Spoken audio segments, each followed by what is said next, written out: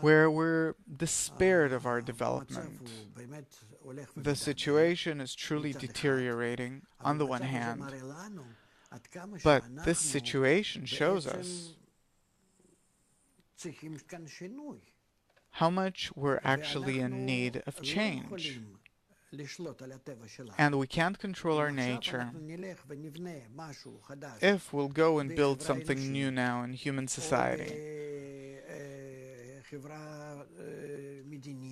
or in terms of government, politics, family, whatever it is, nonetheless, later on we'll find out that everything we do is worse than what we had before. Meaning we're despaired, we give up, we don't want anything anymore, we don't want to get married, we don't want to have children. The governments understand that they can't control anything.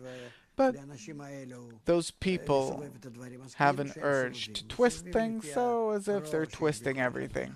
They're twisting everything according to the evil existing in each and every one of them, and this is the result that we see. And therefore, we are in the so-called recognition of evil, the recognition of the evil of human nature. That in this case, as if sit and do nothing, better. Why?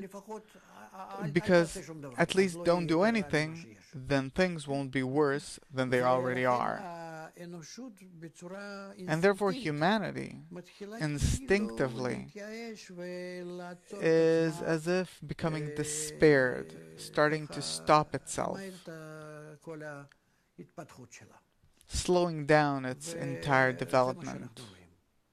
And this is what we're seeing. And we can especially feel it in economy, international trade, and all of the commercial systems, economical systems. That's it. People don't want anymore. Many of the young people don't want anything. They prefer to live their life this way, not to be committed to anything, not to leave their parents' house, get some kind of a minimum income, and also not to develop. Not history, not culture, not education, not drawing, not nothing. They don't want anything. What will I have as a result? Meaning we have already passed that point in which we've learned that nothing satisfies me. And on the contrary, anything that will develop will only give me a greater recognition of evil. So we can say that maybe people don't want the already known, but maybe they want, people are still in a state where they don't want anything because they're despaired and they don't know how to solve this problem. And this is a big problem. Suppose if we're talking to the younger generation, in the meantime they're very skeptic. They don't want to hear anything.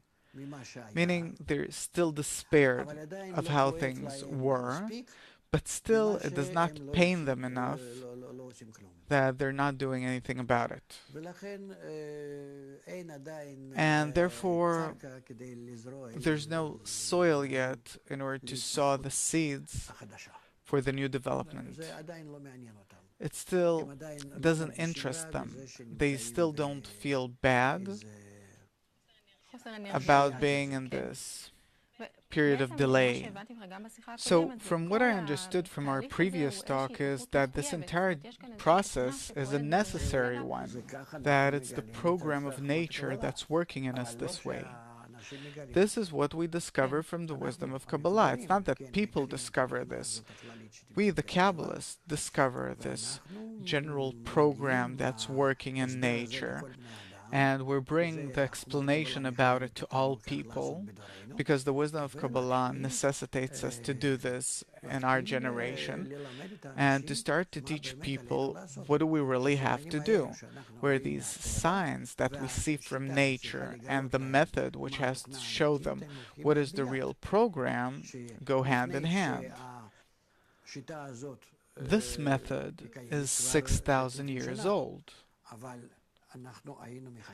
but we were waiting. I'm talking about Kabbalists throughout the generations, starting with Adam, who was the first Kabbalist, and to this day, that they waited to disclose the purpose of the wisdom of Kabbalah because the generation was not yet worthy, wasn't ready yet. Even Bala Sulam said that the generation isn't ready yet. He wanted to disclose, he wanted to publish the Ummah, in Hebrew meaning the nation, newspaper, and other books and special articles that he wrote for the younger generation, for the free generation, as he calls it, for the masses. So when the newspaper was shut down, when they went against him, he said that the generation is not worthy yet, not ready, and he stopped. But we're in the next generation, a different generation. He said that from 1995, the wisdom of Kabbalah has to be disclosed to everyone, and since then we started publicizing it, full steam ahead, and to this day we're in a state where even though that there are many forces that are going against us, we have no choice.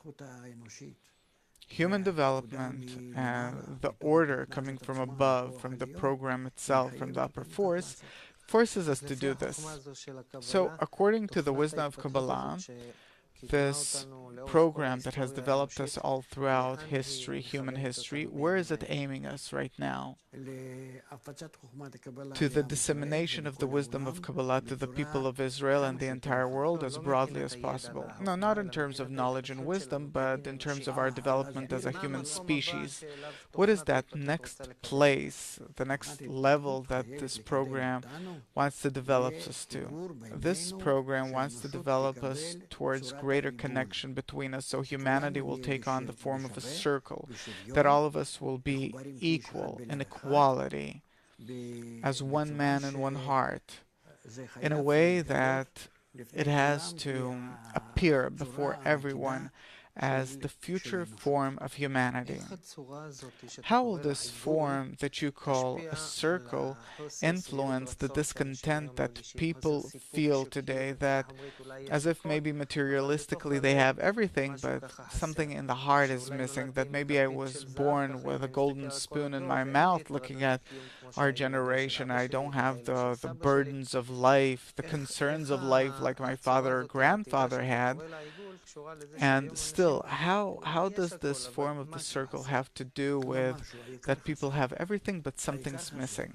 Not something, the main thing, the gist is missing. The reason of what am I living for, the purpose of life, the meaning of life is missing.